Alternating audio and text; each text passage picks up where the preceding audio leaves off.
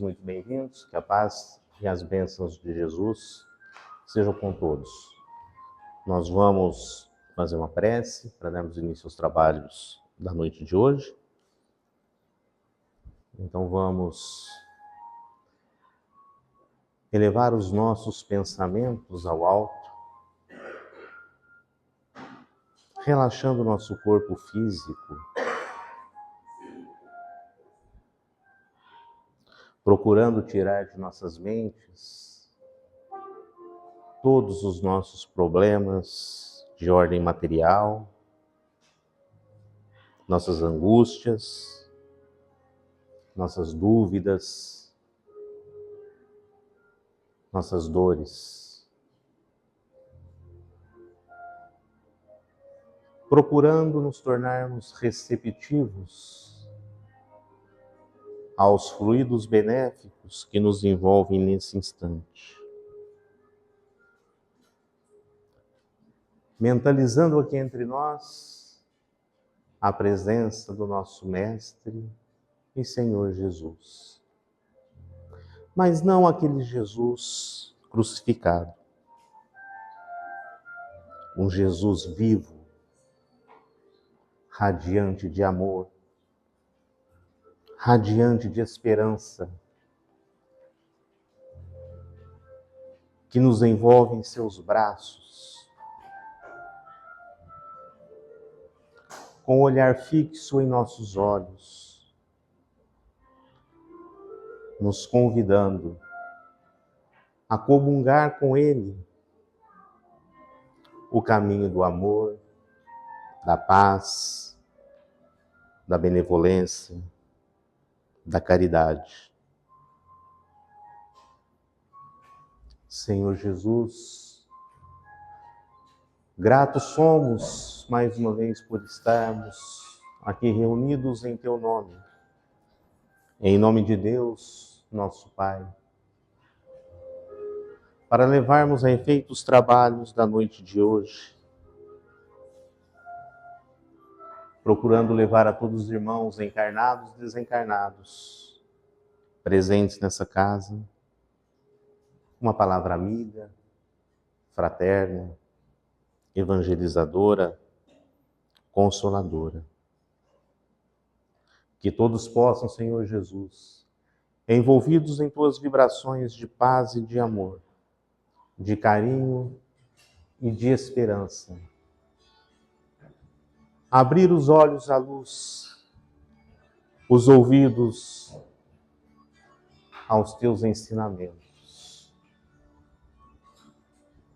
Que essas vibrações que nos envolvem, Senhor, possam se espargir por toda essa casa, as câmaras de tratamento, as salas de paz, de fluidoterapia. Que possamos, Senhor, sabedores da nossa pequenez e da nossa inferioridade moral e espiritual, que possamos, mesmo que imperfeitos, servirmos de instrumentos do Teu amor, na paz dos Teus santos mensageiros. Que possamos ser intuídos, coordenados e dirigidos, a fim de que o consolo chegue aos corações de todos aqueles que reclamam e necessitam uma centelha do Teu amor e da Tua misericórdia. E com a oração deixada por vós, pedimos permissão para darmos por iniciados nossos trabalhos dessa noite aqui no plano físico. Pai nosso, que estás nos céus, santificado seja o vosso nome. Venha a nós o vosso reino, e seja feita a vossa vontade, assim na terra como nos céus. O pão nosso de cada dia dai-nos hoje, Senhor. Perdoa as nossas ofensas, assim como nós perdoamos aos nossos ofensores. Não nos deixes cair nas tentações, mas livra-nos, Senhor, de todo mal, pois só vosso é o reino, o poder e a glória para todos sempre. Que assim seja.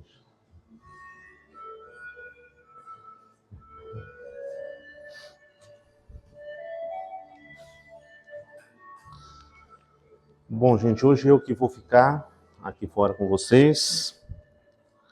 Para os que estão vindo pela primeira vez, nós aqui às quartas-feiras temos esse trabalho de palestras, passes, que é imposição de mãos, né?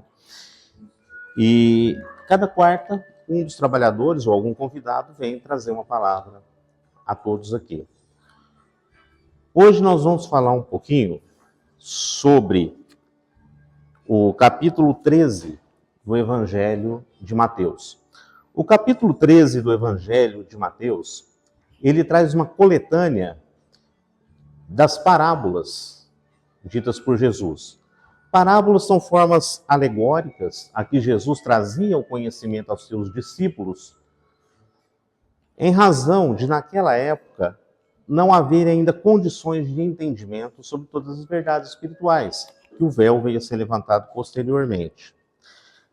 Mas quando nós falamos da palestra do semeador, qual nós vamos comentar um pouquinho hoje, normalmente o foco se dá em cima dos tipos de solos que Jesus nos propõe na parábola. Nós vamos falar assim rapidamente com relação aos 4 tipos de solos que Jesus propõe na parábola, mas hoje nós vamos mudar um pouco o foco. Nós vamos falar um pouquinho mais, de forma um pouco mais aprofundada, sobre o semeador e sobre a semente. A importância dos solos, claro, mas também do semeador e da semente. Então nós vamos ler a parábola para que nós possamos dar início aos comentários. Mateus capítulo 13, versículos de 1 a 9. Naquele mesmo dia, Jesus, tendo saído de casa, sentou-se perto do mar e se reuniu ao seu redor uma grande multidão de povo. Por isso, ele subiu num barco, onde se sentou, todo o povo estando na margem. E lhes disse muitas coisas por parábolas, falando dessa maneira. Aquele que semeia, saiu a semear, e enquanto semeava, uma parte da semente caiu ao longo do caminho, e vindo os pássaros do céu, a comeram. Outra caiu nos lugares pedregosos, onde não havia muita terra, e logo nasceu, porque a terra onde estava não tinha profundidade, mas o sol, tendo-se erguido, em seguida a queimou, e como não tinha raízes, secou. Outra caiu nos espinheiros, e os espinhos, vindo a crescer, a sufocaram. Outras, enfim, caiu na terra boa, e deu frutos, alguns grãos rendendo 100 por 1, outros 60, outros 30. Que ouça aquele que tem ouvidos de ouvir. Escutai, pois, vós outros, a parábola do semeador. Como eu disse, nós vamos falar rapidamente a respeito do solo. O semeador é muito claro nessa parábola que é o próprio Jesus.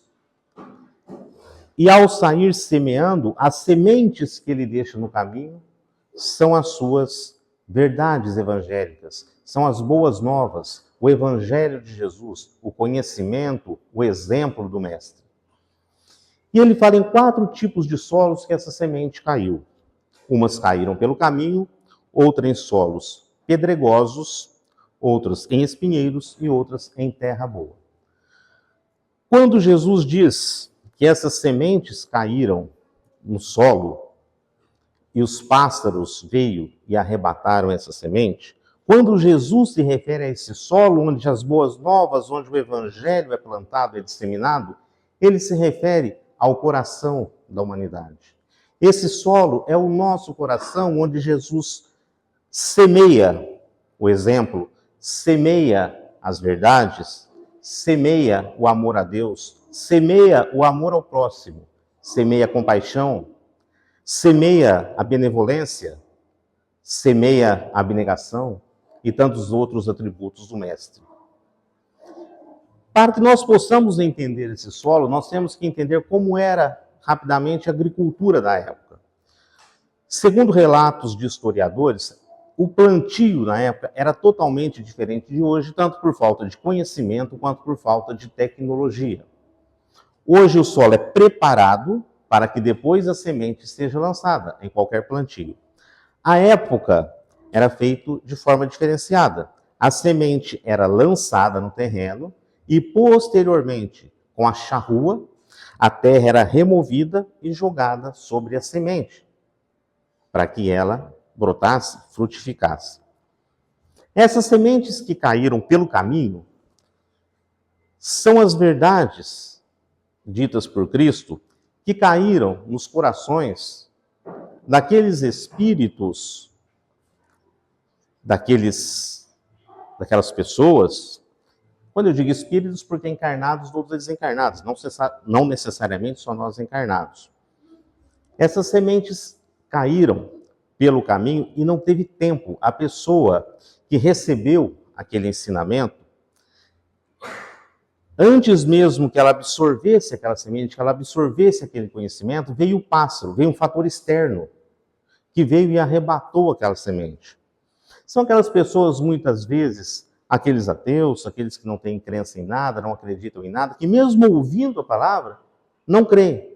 E não deixam que essa semente, que esse ensinamento, penetre dentro do seu coração.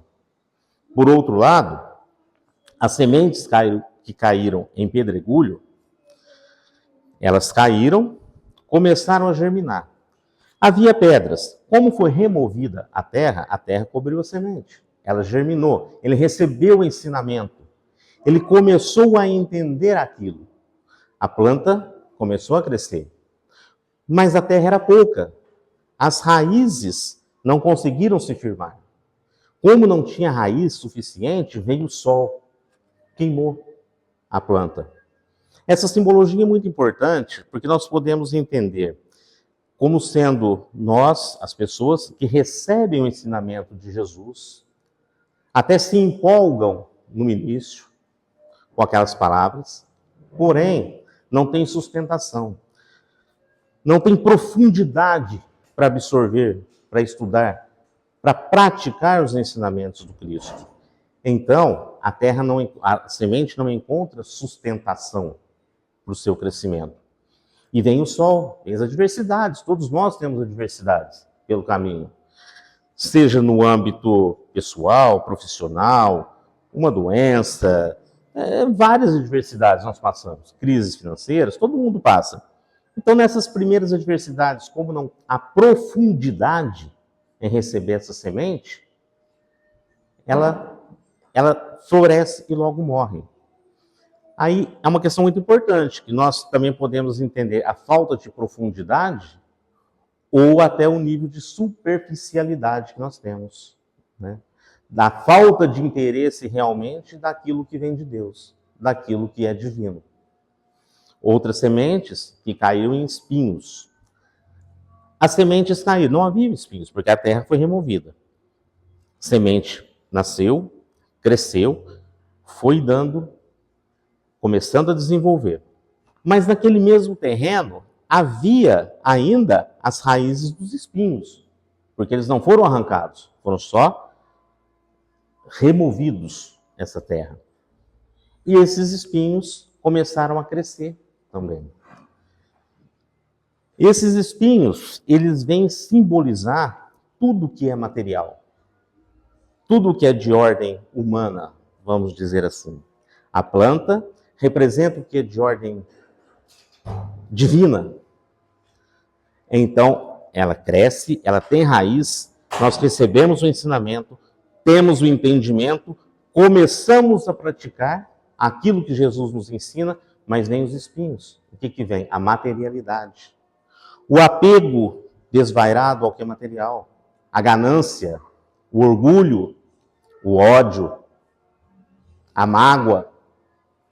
E esses espinhos, por que eles crescem? Porque eles ainda estão dentro de nós. Eles não foram arrancados.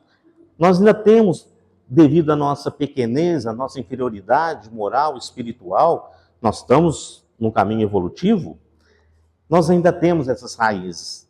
Só que nós deixamos que essas raízes cresçam novamente. E nós deixamos que o divino sufoque, que o humano sufoque o divino, ou seja, que o material sufoque o espiritual. Então esses espinhos, as coisas do mundo, falam mais alto no nosso coração, no nosso terreno, sufocando a palavra de Jesus. E outras caem em terreno bom, que são aqueles que recebem a palavra de Cristo, que a praticam, que a semeiam, que a espalham. Mas por que umas rendem 30%, outras rendem 20%, outras rendem 50%? Não deveria render da mesma forma? Não. Porque nós somos espíritos em diferentes escalas evolutivas. Cada ser aqui encarnado tem um grau maior ou menor de entendimento e evolução, e é natural que assim seja. Então, uns têm uma maior facilidade para desenvolver, para praticar a palavra de Deus, outros têm um pouco mais de dificuldade. Mas todos nós iremos chegar no máximo da evolução. Nós fomos criados com essa finalidade. Cabe a nós trabalharmos dentro de nós mesmos tudo aquilo que Jesus nos trouxe, para que nós possamos fazer com que o nosso solo consiga realmente produzir. E para isso nós temos que adubar esse solo, nós temos que cuidar desse solo. E como é que nós vamos adubar esse solo? Como é que nós vamos adubar, fortalecer o nosso coração para que essa planta do Evangelho cresça, para que essa planta do Evangelho floresça e produza frutos em benefício próprio e principalmente em benefício dos nossos irmãos? É regando, é adubando, principalmente com a prática da caridade, aquela caridade desinteressada. Não só a caridade material da doação do pão, da camisa, que é muito importante, não resta dúvida, mas a caridade moral, em não julgar. Aquela caridade de nós, ao invés de enxergarmos o argueiro no olho do nosso irmão, vamos tirar a trave do nosso. Nós não enxergamos os nossos problemas, os nossos defeitos, mas vemos e apontamos o nosso irmão. Então, aí está a caridade moral.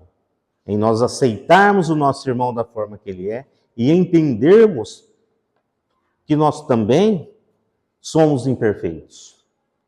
Se o nosso irmão tem pedras no solo dele, se os espinhos estão crescendo, nós não podemos esquecer que nós também temos. Nós também temos, nós somos imperfeitos, mas cabe a nós trabalharmos isso dentro de nós mesmos, para que nós possamos fortalecer essa planta, fazer com que essa planta, essa semente plantada por Jesus, que é a semente do amor e da esperança, da fé, da paz, floresça a benefício de todos. Mas, por outro lado, mudando um pouco o prisma, para nós enxergarmos essa parábola, vamos analisar o outro lado, o semeador e a semente. Os ensinamentos de Jesus são tão grandiosos, são tão bonitos, que nos permitem várias interpretações das suas parábolas. Nos permite focar por vários ângulos. Mas claro que nenhuma dessas interpretações é subjetiva ou é coisa da nossa cabeça. Isso é tudo embasado no próprio Evangelho de Jesus ou na vasta literatura que a doutrina espírita nos traz, desde a codificação até as obras que nos são agraciadas pela espiritualidade. Quando nós olhamos para o semeador, é claro, é óbvio que o grande semeador é Jesus Cristo. E Jesus Cristo não começou a semear quando ele veio encarnado à Terra há 2000 e poucos anos atrás. Jesus começou essa semeadura há milhares de anos, desde quando o Pai incumbiu ele de ser governador espiritual do nosso planeta. E Jesus, através do envio de, se podemos dizer assim, semeadores secundários, através dos profetas, principalmente, remontando a uma época um pouco mais, vamos remontar a 4, 5 mil anos atrás, Moisés, Elias, João, que veio antes de Jesus, foram semeadores secundários que vieram trazendo a semente do Cristo. Mas é importante nós ampliarmos o entendimento dessa semeadura. Essa semeadura, ela não vem simplesmente com a palavra. Se assim fosse, nós estaríamos muito restritos. Os únicos semeadores seriam aqueles capazes de levar a palavra através da fala. Quando João dizia que Jesus era o Verbo, se nós formos pegar a tradução lá do hebraico, a palavra era Logan. João dizia que Jesus era Logan.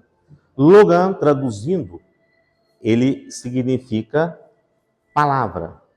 Mas não só a palavra falada. Essa semeadura é muito mais ampla. É o exemplo. Muitas vezes o silêncio fala muito mais alto e mais profundo do que qualquer palavra. Temos como exemplo o próprio Jesus. Quando julgado por Pilatos, o que ele fez? Se defendeu? Não. Manteve o silêncio. Quando Jesus foi aprisionado nos jardins de Getsêmani, talvez uma das maiores injustiças já cometidas na humanidade, Jesus poderia ter se defendido. Jesus preferiu o silêncio. E esse silêncio de Jesus falou muito mais alto do que qualquer palavra que ele pudesse dizer naquele instante. Porque o exemplo de Jesus ali foi o exemplo de resignação, o exemplo de entender a inferioridade do irmão que estava praticando aquilo. O exemplo de você saber que nada que acontece está fora dos desígnios de Deus. Que nós devemos aceitar com resignação tudo aquilo que Deus nos propõe. E Jesus veio com o propósito de exemplificar o amor, de exemplificar a verdade.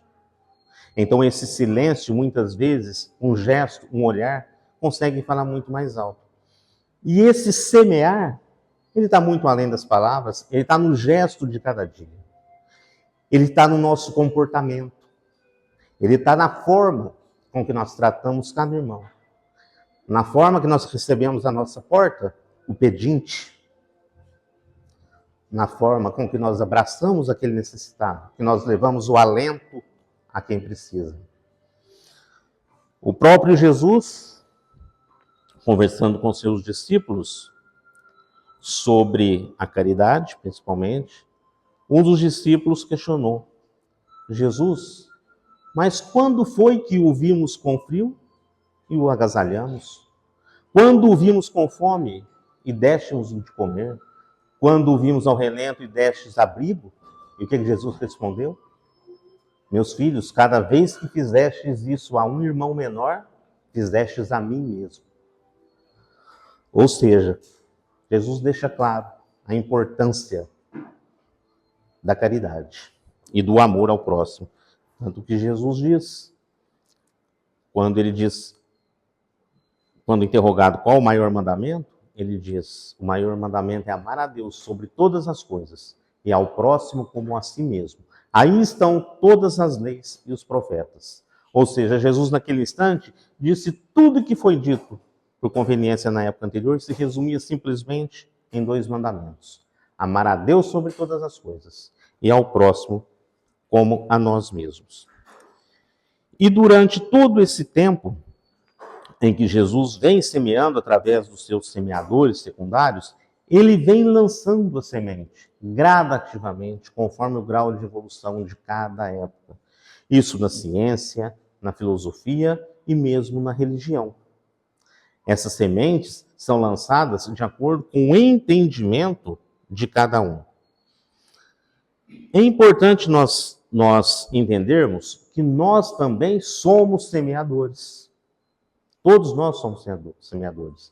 Na nossa convivência diária, no lar, no trabalho, nas nossas relações interpessoais, no geral, nós somos semeadores porque tudo aquilo que nós fazemos, não só através da palavra, mas através do nosso exemplo, do nosso comportamento, impacta, direto ou indiretamente, o nosso próximo, quem convive com nós. Então, essa semente que nós lançamos, ela tem um impacto que pode ser positivo ou negativo. E isso depende de nós. Nós temos que entender o semeador em 3 etapas. A primeira seria a tarefa de semear. a necessidade de nós buscarmos a semente de qualidade. Como nós impactamos, como eu disse, nosso próximo, nós temos que trabalhar dentro de nós mesmos essas nossas atitudes, os nossos pensamentos, os nossos relacionamentos, para que nós possamos, com cada um que convive com nós, sentir, de alguma forma, a presença de Jesus, através do carinho, através do respeito, através da paz. Paulo, apóstolo Paulo, aqui eu faço até um parênteses, para quem gosta da literatura espírita, não deixem de ler Paulo e Estevão. Na minha opinião, minha modesta opinião, é uma das obras mais bonitas dentro da doutrina espírita. Ele conta justamente a mudança de Saulo de Tarso para Paulo de Tarso, que nós vamos falar em alguma ocasião de forma mais detalhada. Mas Paulo diz que a palavra, na sua epístola aos Hebreus, Paulo diz que a palavra é viva e eficaz, como uma espada de dois gumes, que fere de morte o homem velho para o renascimento do homem novo. Paulo também fala por alegoria. Na época, os exércitos usavam dois tipos de espada. Era a espada de um gume, que cortava, e a espada de dois gumes, que penetrava.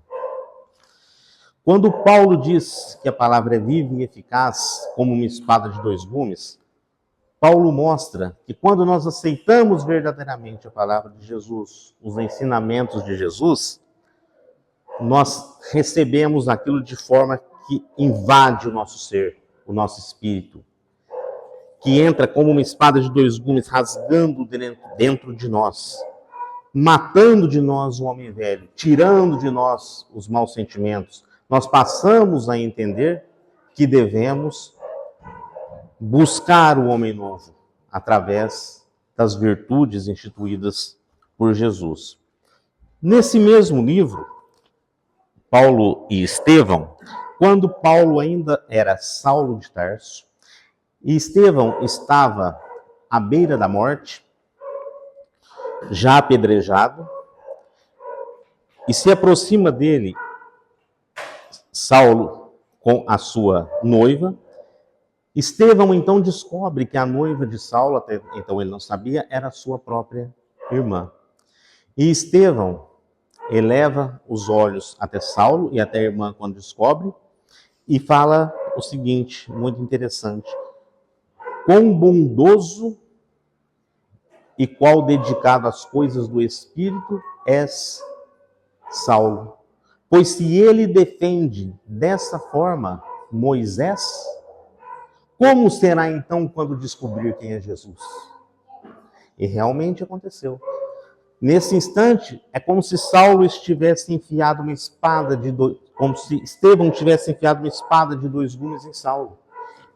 E enfiando essa espada de dois gumes, plantado ali uma semente, que com o decorrer do tempo, essa semente frutificou de tal forma que Paulo de Tarso tornou-se o apóstolo dos gentios e passou de o maior perseguidor, um perseguidor implacável dos cristãos, ao maior defensor e divulgador da doutrina de Cristo. Mas essa planta não germinou de imediato. É aí que vem, onde nós devemos ter a paciência, ter a calma no plantio. Não adianta nós jogarmos a semente aqui e esperar que frutifique amanhã. Tudo no seu tempo, cada um no seu grau evolutivo. Paulo diz também, muito interessante, agora já na epístola aos Coríntios, ele diz que quando se semeia, não se semeia o corpo pronto, se semeia apenas a semente. Ou seja, quando você semeia, você não semeia o fruto pronto. Você semeia a semente, aquilo tem que desenvolver, tem que trabalhar, tem que crescer para que produza os frutos. E a semente, ela nos traz um ensinamento muito interessante. A semente, um grãozinho minúsculo, que se bem trabalhada, bem cuidada, bem plantada, se transforma numa árvore frondosa, produzindo frutos em excelência. Mas isso tudo depende de paciência, de tempo e de esperança. Esse tempo, ele tem que ser dado a cada tipo de solo. E aqui nós fazemos uma analogia quando Allan Kardec, no Livro dos Espíritos, quando ele fala sobre educação, ele era um educador, e ele chamava a educação de arte. Ele falava que para se desenvolver essa arte, para se desenvolver a educação, não basta ciência. Há de se ter observação e tato. Porque cada aluno está apto a receber um conhecimento em determinada época do seu desenvolvimento. E assim é a semente. Cada solo está apto a receber a semente, e essa semente vai germinar de acordo com a sua evolução, com o seu trabalho próprio, com a sua preparação do solo. Quando Jesus disse a um discípulo que se ele estivesse apto a segui-lo, que renunciasse ao pai, à mãe, aos irmãos e o seguisse. Se não fosse capaz, que não o seguisse. Parece um contrassenso, porque Jesus que é todo amor, Jesus que é todo bondade, Jesus que é todo benevolência, estaria ali, se nós analisarmos friamente a palavra de Jesus, estaria rompendo com os laços consanguíneos familiares, que é de suma importância. Estaria destruindo, de certa forma, o amor de um lar, a harmonia de um lar. Mas quando Jesus diz em renúncia, e Emmanuel, através de Chico, veio nos explicar depois, é justamente isso. Não é para você abandonar seu pai, sua mãe e seus irmãos ao léu. O que Cristo quis nos dizer com essa renúncia aos nossos pais é o seguinte: se você está apto a me seguir, não queira arrastar com você aqueles que ainda não estão prontos. Cada um ao seu tempo. Você está pronto? Você tem condições? Você já entendeu o meu evangelho? Me siga, vem comigo. Os outros que ainda não têm condições, não é para abandonar, não. Espiritualmente falando, eles ainda plante a semente, mas a semente deles não está no momento de germinar. A isso ainda vai demorar um certo tempo. Cada um demora um tempo.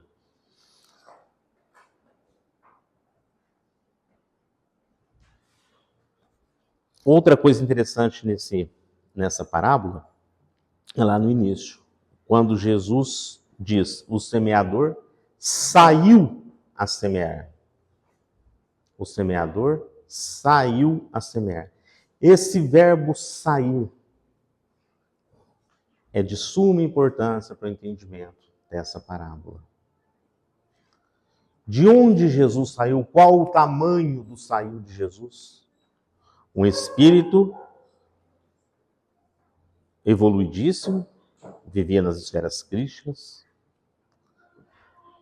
teve que se rebaixar tanto fluidicamente, vibracionalmente, para poder vir à Terra. Jesus, ele veio por amor a nós, por fidelidade a Deus, veio buscar os terrenos, veio buscar os corações para que pudesse lançar a semente. E nós, que somos também semeadores, nós estamos saindo em busca dos terrenos que necessitam da palavra, do exemplo de Jesus? Ou nós preferimos ficar dentro do conforto, do nosso orgulho, do nosso egoísmo, da nossa prepotência, da nossa indiferença com os irmãos mais necessitados? O Padre Antônio Vieira diz uma coisa muito interessante, que há semeadores de passos e passos. Passos com C cedilha e passos com 2 S.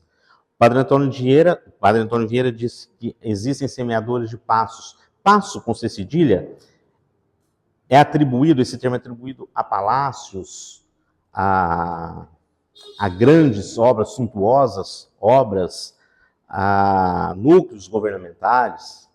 Então existem aqueles semeadores que, ao invés de buscar o campo, de buscar o solo, eles preferem ficar ali dentro, semeando, esperando que os solos, que os corações os procurem. E existem os semeadores de passos, com 2 S, que andam, que caminham, que buscam as necessidades de cada irmão, que procuram aqueles que necessitam não só da palavra falada, mas que precisam do apoio moral, do apoio espiritual, do acolhimento, verdadeiramente falando. E Jesus, enfrentando tudo o que ele enfrentou, a sementeira dele é uma sementeira profícua até hoje. Porque Jesus plantou a boa semente. E é o que nós precisamos fazer. Selecionar dentro de nós mesmos a semente e sair em plantio. Reconhecendo as nossas falhas, mas lutando. E à medida que nós formos entendendo isso, começa a comunhão entre o nosso próprio solo, o nosso próprio ser, o nosso próprio coração e a semente.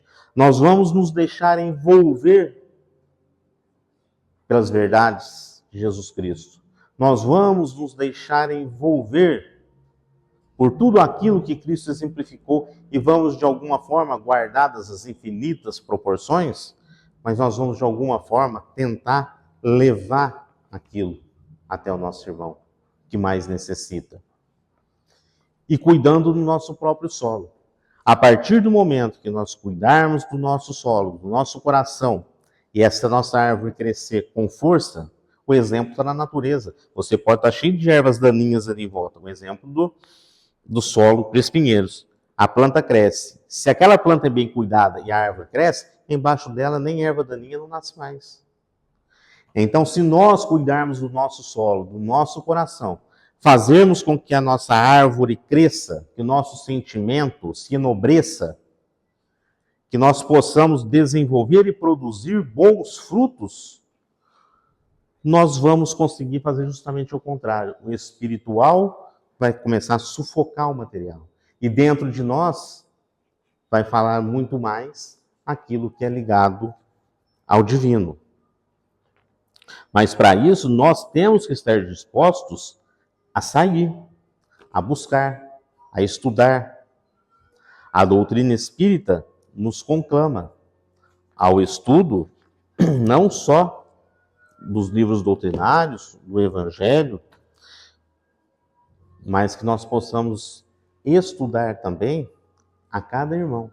Nós possamos estudar a nós mesmos. Nós possamos entender onde nós precisamos melhorar e trabalhar aquilo dentro de nós. É o que eu sempre digo, nós somos réus e juízes de nós mesmos. A nossa consciência é quem mais sabe o que nós temos que melhorar. Não é ele, não é ela, não é ninguém sabe mais do que a nossa própria consciência onde nós erramos, onde nós falhamos e o que nós temos que trabalhar para melhorar. Então, nós precisamos sempre buscar essa reforma íntima que a doutrina espírita tanto fala. Essa reforma íntima é uma reforma no nosso interior, na nossa forma de pensar, na nossa forma de agir, na nossa forma de enxergar o próximo. Com indulgência, com benevolência e com amor. Nós estamos aqui na casa, nós temos cursos às terças-feiras, temos as palestras às quartas, para que possamos juntos tentarmos aprender. Ninguém aqui sabe mais do que ninguém. O que nós estamos tentando é caminhar juntos, é aprender juntos, é um ensinando ao outro. E a Casa Espírita está sempre de portas abertas a todos. E nós esperamos, verdadeiramente, que esse espírito de comunhão se faça presente, não só aqui dentro da casa, durante os trabalhos, durante as palestras, durante os cursos, mas que esse espírito de comunhão se faça presente lá fora. Não só entre nós que comungamos da doutrina, mas entre todas as religiões. Todas as religiões são boas, todas as religiões são úteis, todas as religiões são necessárias. Cada um está em um grau evolutivo diferente. Há necessidade disso. Agora, onde o homem está inserido, é claro que vai haver problemas. Pode ser dentro da doutrina espírita, pode ser dentro da igreja evangélica, pode ser dentro de um terreiro de umbanda, onde o homem é falho. O homem é falho, o homem ainda é pouco evoluído. O homem ainda é pequeno espiritualmente. Então, onde o homem está inserido, vai haver problemas. Isso não significa que é doutrina. Isso não significa que os ensinamentos que ali são colocados são, de uma forma ou outra, deturpados ou ruins, de forma nenhuma. Todas são muito boas. Então, a necessidade que nós possamos agrupar, que nós possamos ver, independentemente de religião, podemos ver em cada ser humano um irmão, filho do mesmo Deus, irmão de Jesus Cristo, nosso irmão maior, e que possamos comungar e caminhar junto, buscando sempre a harmonia, a paz e principalmente o respeito entre as criaturas.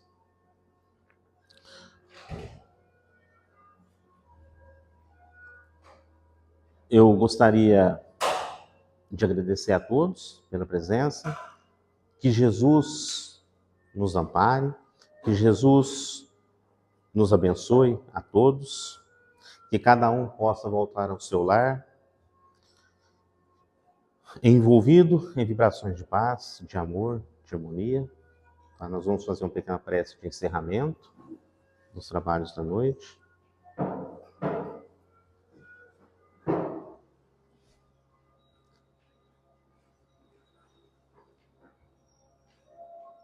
Mestre Jesus, gratos somos pela oportunidade que nos concedeste aqui nessa noite, de estarmos reunidos em teu nome. Gratos somos, Senhor, pelos nossos mentores, pelos bons espíritos que nos sustentaram, nos apoiaram, nos intuíram e nos coordenaram. Gratos somos, Senhor, pela presença de todos os irmãos encarnados e desencarnados que aqui se fizeram presentes. Que todos possam ser envolvidos em vibrações de paz, em vibrações de luz, em vibrações de amor, em vibrações de carinho. Rogamos a vós, Senhor, que essas mesmas vibrações que nos envolvem nesse instante possam ser conduzidas pelos teus santos mensageiros até nossos lares, familiares, amigos, desafetos que ainda carregamos em função da nossa pouca evolução. Que possam ser conduzidas, Senhor, a todos os líderes religiosos, que todos possam levar a Tua palavra, que todos possam, Senhor, plantar a semente, pegar a charrua e não olhar para trás. Que essas vibrações, Senhor, sejam conduzidas aos asilos, orfanatos, presídios, aos andarilhos, Senhor, a todos aqueles que reclamam e necessitam uma centelha do Teu amor. Que a Tua paz, Senhor, seja presente em nossos corações. Que possamos nos tornar um terreno apto a receber a Tua semente.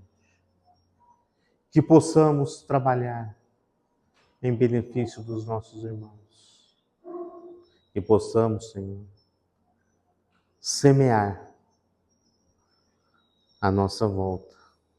Que todos se aproximarem de nós, de alguma forma sintam a Tua presença e o Teu amor. Com a oração deixada por vós, Senhor Jesus, pedimos permissão para darmos por encerrado aqui no plano físico as atividades da noite de hoje. Sabedores que somos, que essas atividades ainda continuam de forma ininterrupta no plano espiritual. Que todos os irmãos aqui acolhidos possam ser recebidos, abraçados e cuidados pelo Teu amor. Pai nosso que estais nos céus, santificado seja o vosso nome. Venha a nós o vosso reino. Seja feita a vossa vontade, assim na terra como nos céus. O pão nosso de cada dia dai-nos hoje, Senhor. Perdoa as nossas ofensas, assim como nós perdoamos aos nossos ofensores. Não nos deixes cair nas tentações, mas livra-nos de todo mal, pois só vosso é o reino, o poder e a glória para todos sempre. Que Jesus nos abençoe, nos proteja e vele por todos nós. Que assim seja.